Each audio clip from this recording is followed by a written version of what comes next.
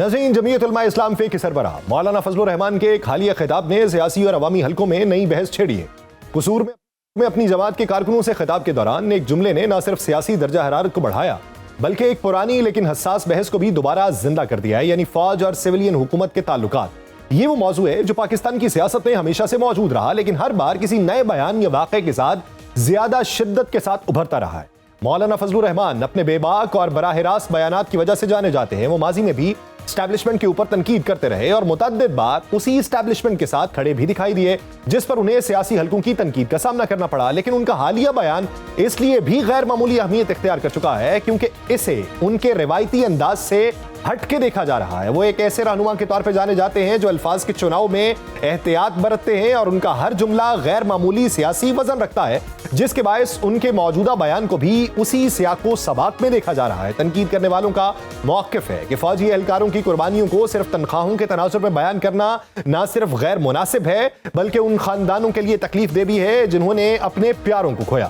پاکستان میں دہشت گردی کے خلاف جنگ، سرحدوں کے دفاع اور داخلی سلامتی کے لیے ہزاروں فوجی افسران کی جو قربانیاں ہیں، ان کی جانوں کا نذرانہ جو ہے وہ ایک ایسا بیانیہ ہے جس پر عمومی طور پہ قومی اتفاق رائے پایا جاتا ہے۔ اسی لیے جب ان قربانیوں کا انکار کیا جائے تو اس پر عوام کی جانب سے شدید رد عمل آنا فطری ہے۔ دوسری جانب مولانا فضل الرحمان کے حامیوں کا یہ کہنا ہے کہ ان کے بیان کو سیاق و سباق سے ہٹ کے پیش کیا گیا۔ ان کے مطابق وہ دراصل ریاستی اداروں کے آئینی دائرہ اختیار اور ذمہ داریوں کی بات کر رہے تھے اور ان کی گفتگو کا مقصد فوج یا اس کے اہلکاروں کی قربانیوں کی نفی کرنا نہیں تھا۔ لیکن مسئلہ یہ ہے کہ حساس موضوعات پر ایک ادھورا جملہ بھی سیاسی ہلچل پیدا کرتا ہے۔ اس بیان پر رد عمل بھی کچھ ایسا رہا۔ وزیر دفاع خواجہ آصف سمیت وفاقی وزراء اور سیاسی قیادت کی جانب سے مولانا فضل الرحمان کے اس بیان پر شدید تنقید کی گئی اور اسے شہداء کی توہین قرار دیا گیا۔ عوامی رد عمل بھی شدید رہا اور شہریوں کی بڑی تعداد نے مولانا فضل الرحمان کو آڑے ہاتھوں لیا۔ اب سوال یہ ہے کہ مولانا فضل الرحمان نے یہ بیان دیا ہی کیوں، جبکہ وہ کافی عرصے سے خاموشی اختیار کیے ہوئے تھے۔ وہ چند ہفتے پہلے کشمیر کے معاملے پر مفاہمت کی بات کرتے نظر آئے۔ یوں یہ سوال پیدا ہوا کہ کیا حالیہ بیان اس خاموشی کو توڑنے اور دوبارہ قومی منظرنامے پر اپنی موجودگی کو نمایاں کرنے کی کوشش ہے یا پھر اس بیان کی وجہ کچھ اور ہے؟ ان سوالات کے جوابات تو مولانا فضل الرحمان یا پھر ان کی پارٹی کے قائدین ہی دے سکتے ہیں، تو ان سے یہ جوابات لیں گے۔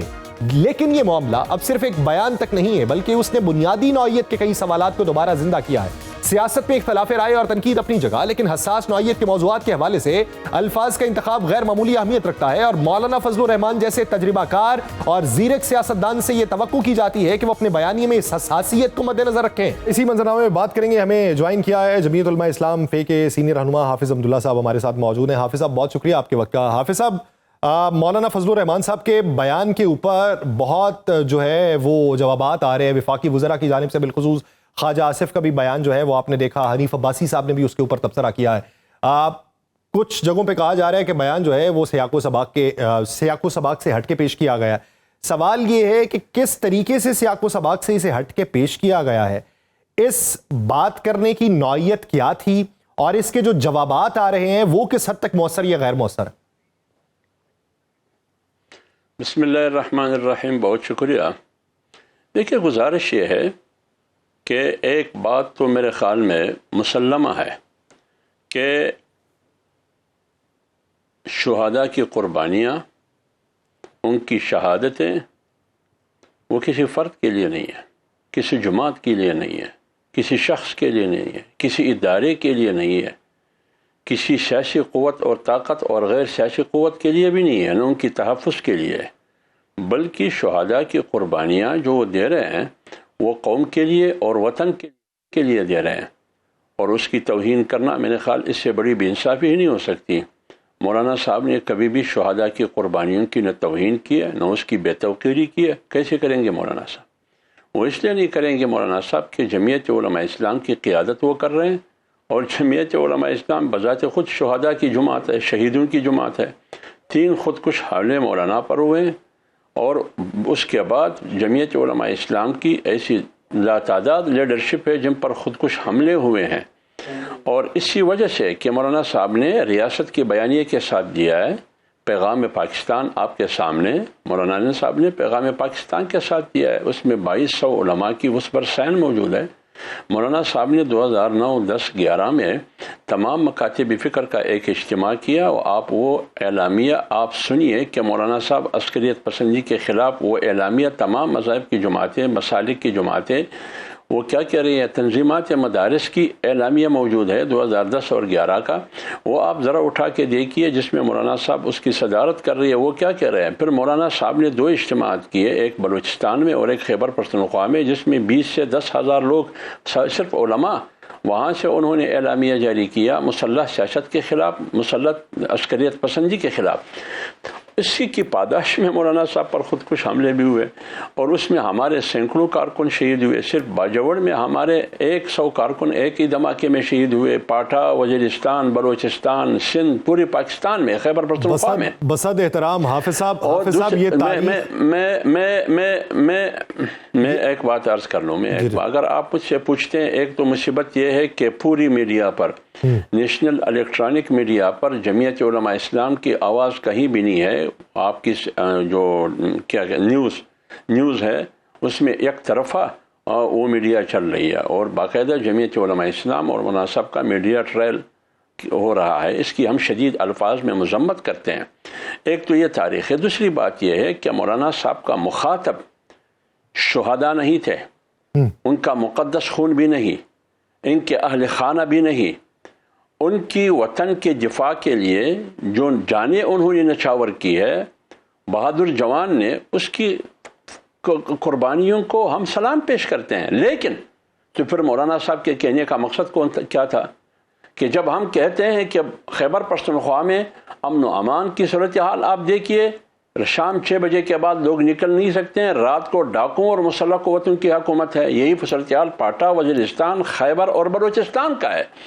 لیکن ٹھیک حافظ صاحب چلیں، اب میں یہاں تک آپ نے جو ماضی بیان کیا، جو تاریخی حوالے دیے، جو قربانیوں کے حوالے سے جمعیت علماء اسلام سے بہت بڑی دنیا جو ہے وہ اس سے واقفیت رکھتی ہے، کتنے ادوار کے اندر کتنے حملے ہوئے سبھی کو اس کا معلوم ہے۔ ایک سوال سر آپ کا، ایک گلہ جو آپ نے کیا، آپ نے کہا جی میں مذمت کرتا ہوں، ہم مین سٹریم میڈیا سے غائب ہوئے۔ مجھے معلوم ہے کہ جمعیت علماء اسلام کی کتنی نمائندگی رہی، کہاں کہاں پر رہی اور کون کون سے لوگوں کی رہی، یہ ایک الگ معاملہ کہ جمعیت علماء اسلام اس وقت پارلیمان میں کس حد تک ایکٹیو ہے یا سیاسی اعتبار سے کس حد تک۔ دوسری بات جو آپ نے کی کہ ہمیں یہ باور کروایا جاتا ہے کہ ہم نے قربانیاں دیں لیکن اپنے مقاصد سے ہٹ جاتے ہیں، سر یہ ایک الگ معاملہ ہے۔ جب مولانا یہ کہیں کہ تم نے وردی ہی اس لیے پہنی، تمہیں پیسے ہی اس لیے ملے کہ تم قربانی کے لیے خود کو پیش کرو، تو پھر یہ بات نہ گنواؤ کہ تم قربانیاں دیتے ہو، تم پیسہ اس چیز کا لیتے ہو۔ سر جب یہ بات کی جائے گی تو اس کو کس پیرائے میں ڈیفائن کیا جائے گا، یا اس کی تشریحات یا توجیحات یہ پیش کی جائیں گی کہ نہیں اس کا معاملہ آئینی ذمہ داریوں کو نبھانے کا تھا، اس کی آڑ کے اندر چھپنے کا نہیں تھا۔ سر وہاں پہ پیسہ انوالو کر کے وردی پہننے کو اس بات کے اوپر لایا گیا ہے کہ آپ کے مقاصد کے اندر یہ شامل ہے۔ تو آپ کا سوال نہیں، پورا لمبی تقریر ہے، کسی نے میرا خیال لکھ کے دیا ہے، آپ کے سامنے رکھا ہے۔ گزارش یہ ہے، دیکھیے میری حد سنیے، حافظ صاحب یہ زیادتی نہ کریں۔ حافظ صاحب آپ سے میں پہلی بار مخاطب نہیں ہوں، حافظ صاحب میں ایک لمبا عرصہ آپ سے مخاطب رہا، آپ کو شاید یاد نہ ہو، میں آپ سے آپ کے صاف بولنے کے طرز عمل کے حوالے سے میں آپ کا قائل بھی رہا ہوں، اور اس کا اعتراف بھی میں نے بارہا آپ کے منہ کے اوپر کیا پروگرام کے اندر۔ یہ ایک الگ بات کہ ایک لمبے عرصے کے بعد آپ سے دوبارہ اس وقت خود کلامی ہوئی ہے۔ مان لیا آپ کا جو سوال بھی لمبا ہے اور جواب بھی لمبا ہے، وضاحت بھی لمبا ہے، اوکے ٹھیک ہے، آپ نے جو کچھ کہا۔ دیکھیں بات یہ ہے، مولانا صاحب نے کیا بات کی، کوئی بری بات مولانا صاحب نے نہیں کی۔ مولانا صاحب اس ذہنیت کو مخاطب کرنا چاہتے ہیں کہ جن جوانوں نے قربانی دی ہے وہ اسی مقصد کے لیے کھڑے ہیں، بائی چوائس، انہوں نے اسی راستے کا انتخاب کیا ہے۔ بلوچستان میں 2 درجن کے پولیس سپاہی وہاں بیٹھے ہیں، میری پارٹی وہاں بیٹھی ہے، مولانا صاحب کی نمائندگی وہاں بیٹھے ہیں، تمام پارٹیاں ہیں، حکومت کہاں ہے؟ جو شہادتوں کی قربانیوں کی بات کرتے ہیں، کیا وزیر اعظم ان کے پاس آیا؟ کیا کوئی اور ذمہ دار ان کے پاس آیا؟ لیکن میں اس خون میں لت پت ان کے ساتھ، ان کے لواحقین کے ساتھ بیٹھا ہوں۔ 8 بہنوں کا ایک بھائی پولیس اہلکار، 8 بہنوں کا، وہ شہید ہوا، 1 ہفتے بعد ان کی شادی تھی، اس کی بہن کل اس کو اطلاع ملی کہ آپ کا بھائی شہید ہوا ہے، وہ رو رو کے وہ بات نہیں کر سکتا. کیا آپ نے اس کے سر پر ہاتھ رکھا، اس کے سر پر دوپٹہ رکھا؟ کیا ان کا بھائی شہید نہیں ہوا تھا؟ کیا 3 درجن کے لوگ شہید نہیں ہوئے تھے؟ کہاں ہے حکومت؟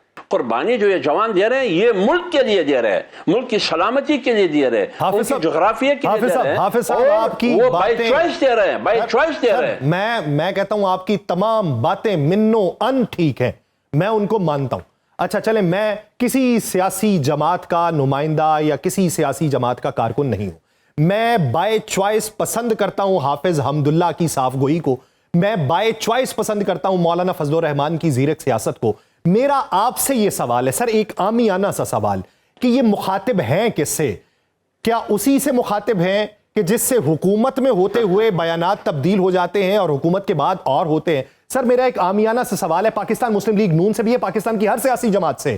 اپوزیشن کے اندر ہوگی تو تخاطب جو ہیں وہ تبدیل ہوں گے، بیانے تبدیل ہوں گے، لیکن حکومت کے باہر ہوں گے تو اور چیزیں تبدیل ہو جائیں گی. سر جب یہ پاکستان کے اندر حکومت تبدیل ہو رہی تھی، اسمبلی گر رہی تھی، تب مولانا کس کا ساتھ دے رہے تھے؟ جب ایکسٹینشنز کی باتیں ہو رہی تھی تب کس کا ساتھ دے رہے تھے؟ جب حالات اپنے موافقت نہیں آتے تب حالات پہ بیانات کیوں تبدیل ہوتے ہیں؟ میرا یہ سوال ہے. دیکھیے میری بات سنیے، جمعیت علماء اسلام میں آپ مجھے موقف کے حوالے سے، اصولی موقف کے حوالے سے کوئی تبدیلی آپ کو نظر نہیں آئے گی. میں آپ کو بتا رہا ہوں، 25 جولائی 2018 کے الیکشن میں مولانا روڈوں پر تھے، پھر پی ڈی ایم بنی، پی ڈی ایم پھر ٹوٹ گئی، 2 جماعتیں گئی، پیپلز پارٹی اور اے این پی. جب وہ گئی تو 8 جماعتوں کے ساتھ مولانا کی قیادت میں پی ڈی ایم رہی. اس زمانے کی آپ دیگر سیاسی قیادت، جس میں میاں نواز شریف صاحب، مریم نواز شریف صاحبہ، خواجہ آصف وغیرہ وغیرہ، ان کی بیانات آپ سامنے رکھے نا، وہ کیا کہتے رہے؟ جب 8 فروری 2024 کا الیکشن ہوا تو مولانا نے پھر کہا کہ دھاندلی ہوئی، لیکن وہی پارٹیاں جو میرے ساتھ کھڑے تھے کہ اسٹیبلشمنٹ کی سیاست میں مداخلت نہیں ہونی چاہیے، وہی پارٹیاں جا کے ان کی دامن میں کھڑے ہو گئے، ان کی حکومت بنا کے ان کے ہاتھ میں تھما دی. مولانا صاحب اسی پرانے موقف پہ کھڑے ہیں. مولانا کی موقف کہاں تبدیل ہوئی؟ جہاں تک آپ نے ایکسٹینشن کی بات کی، جنرل باجوہ کا ایکسٹینشن ہوا، اس جنرل باجوہ کو گجراں وجہ کے اجلاس میں میاں نواز شریف نے کیا کہا؟ یہ گند سب آپ کا کیا درا ہے، یہ الفاظ انہوں نے استعمال کیے. میں عرض کر رہا ہوں نا، مجھے ایک جملہ دے پر آپ خود اعتراض کریں. ایک جملے کی اجازت ہے، میری عرض تو سنیے نا، میری عرض تو سنیے. تو مولانا صاحب نے اسی جنرل باجوہ کو انہی 2 بڑی پارٹیوں نے، دیگر چھوٹی پارٹیاں مل کے جو آج ان کے ساتھ حکومت میں ایکسٹینشن میں انہوں نے ووٹ کیا، مولانا فضل الرحمان صاحب اور جمعیت علماء اسلام نے اس ایکسٹینشن کی مخالفت بھی کی اور ووٹ بھی نہیں کیا، مخالفت بھی کی اور ووٹ بھی نہیں کیا. تو مولانا صاحب کا تو یہ سٹانس ہے. آج بھی مولانا صاحب اپوزیشن میں، اصل اپوزیشن میں مولانا صاحب اور جمعیت علماء اسلام ہے. کیا سیاست میں مداخلت نہیں ہو رہی ہے؟ کیا سیاست دانوں میں پیسے نہیں بانٹے گئے اے جے کے زمانے میں؟ مجھے بتائیے کب سیاست میں مداخلت نہیں ہوئی ہے؟ خود آپ کے وفاقی وزراء کہتے ہیں کہ یہ ہائبرڈ نظام ہے. ہائبرڈ نظام کا مطلب کیا ہے؟ اس کا مطلب یہ ہے کہ نہ آئین کی حکمرانی ہے، نہ قانون کی حکمرانی ہے، نہ پارلیمنٹ مختار ہے، نہ عدلیہ خود مختار ہے. اصل طاقت راج کی ہے اور طاقت کا قانون ادھر چل رہا ہے. شمائلہ رانا صاحبہ پاکستان مسلم لیگ نون کی رہنما، وہ بھی اسی بیچ میں ہمیں جوائن کر چکے ہیں. شمائلہ صاحبہ بہت شکریہ آپ کے وقت کا. شمائلہ صاحبہ، حافظ حمداللہ صاحب ساتھ موجود ہیں. ان کی توجیحات میں یہ ہے کہ مولانا صاحب نے جو بیان دیا، اس بیان کا قطعی طور پہ مقصد یہ نہیں تھا کہ شہداء کی توہین کی جائے.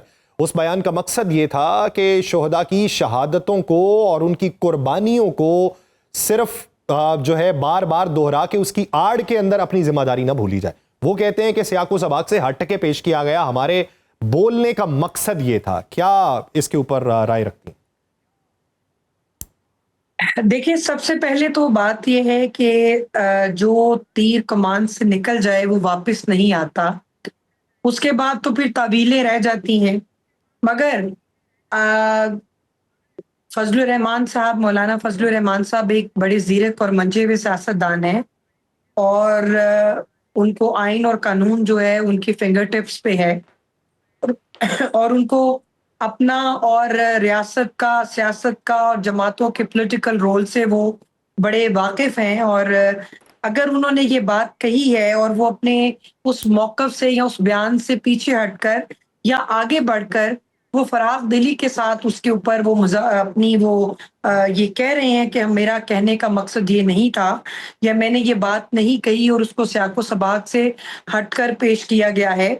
تو میرا خیال ہے کہ انہوں نے اگر یہ بات کی ہے اور معذرت خواہانہ انداز میں یہ بات کی ہے تو اس کو پھر اس کو مان لینا چاہیے.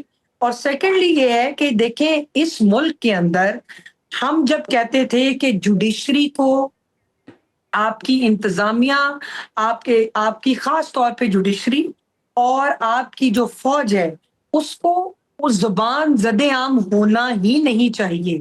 اس کی وجہ ہے کہ یہ آپ کا بھرم اور آپ کا شرم ہے. آپ کی فوج آپ کا اساس ہے اور آپ کا بھرم ہے. جب آپ اپنی بھرم کو توڑنے کی کوشش کرتے ہیں تو پھر جو دشمن اور اغیار ہیں ان کو موقع مل جاتا ہے. یہی تو ہماری جنگ جو ہے, ہماری لڑائی جو ہے, ہماری جو ہمیں ان سے جو راہیں جدا ہوتی ہیں پی ٹی آئی سے, ہماری یہی تو ہے.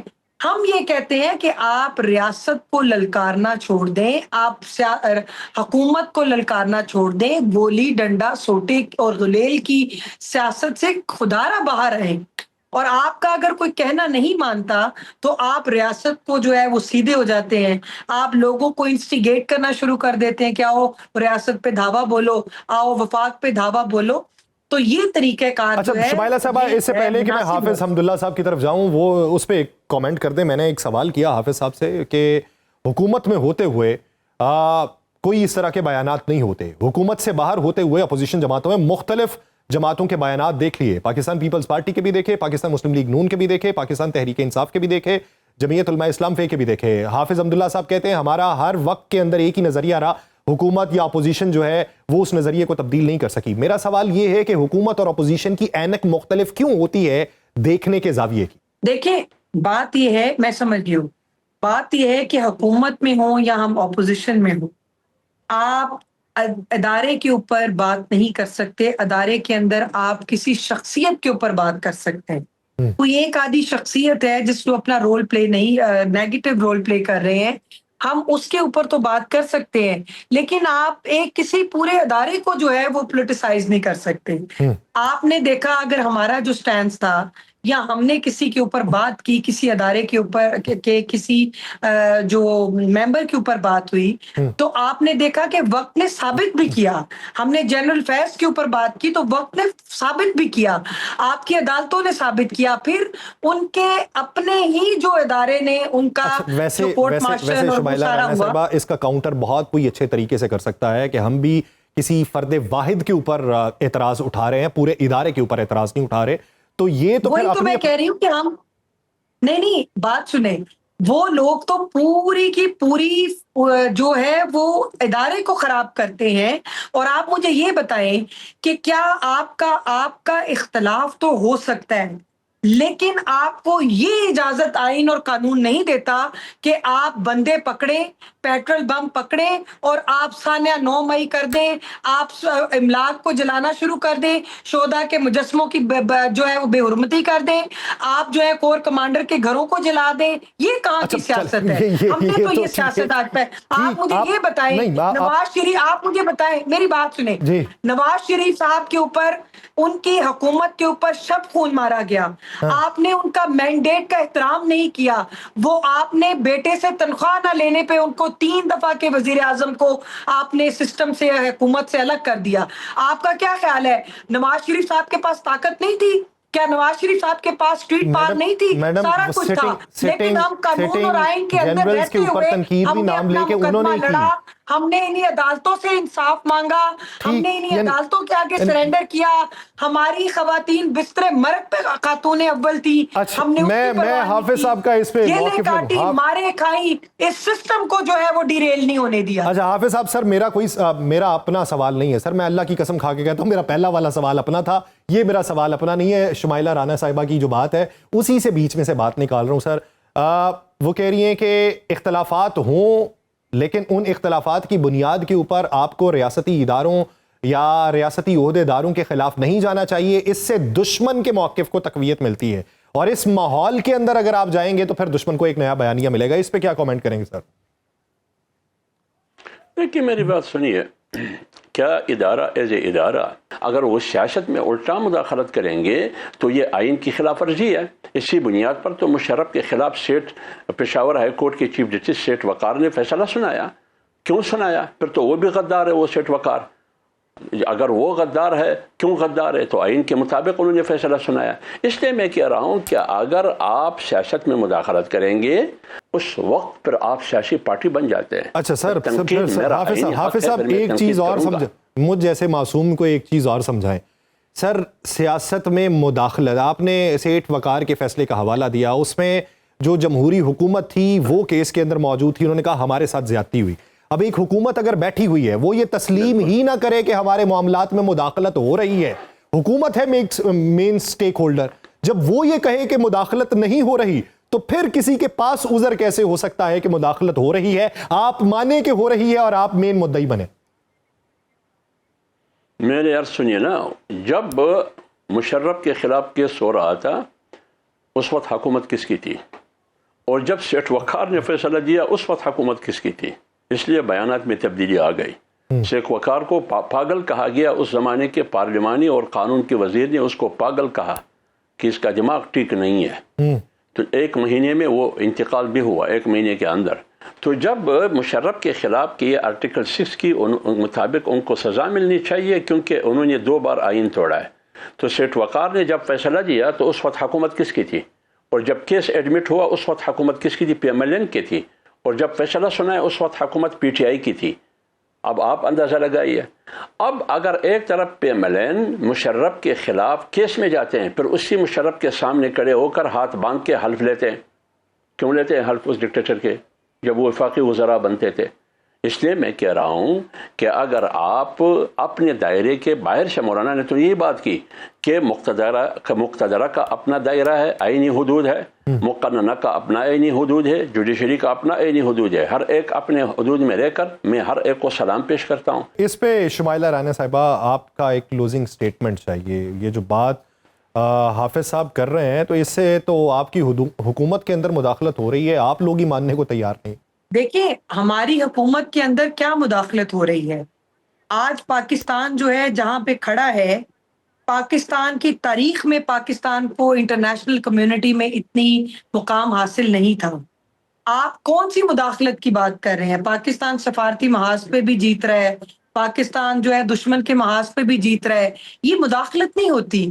کچھ جگہوں کے اوپر آپ کو ایک پیج پہ ہونا ضروری ہے. جب آپ کا دشمن آپ سے طاقت میں 6 گنا بڑا ہو, IT میں وہ آپ سے آگے ہو, معیشت میں آپ سے آگے ہو, ہر طرح سے آپ وہ طاقتور ہو, تو اس کا مقابلہ کرنے کے لیے اب سیاسی جماعتیں صرف نہیں, یا اگر آپ کہیں کہ یہ کوئی ادارے جو ہیں وہ, اب جب تک آپ سیاست اور ریاست ایک پیج پہ نہیں ہوگی آپ دشمن کا مقابلہ کیسے کر پائیں گے؟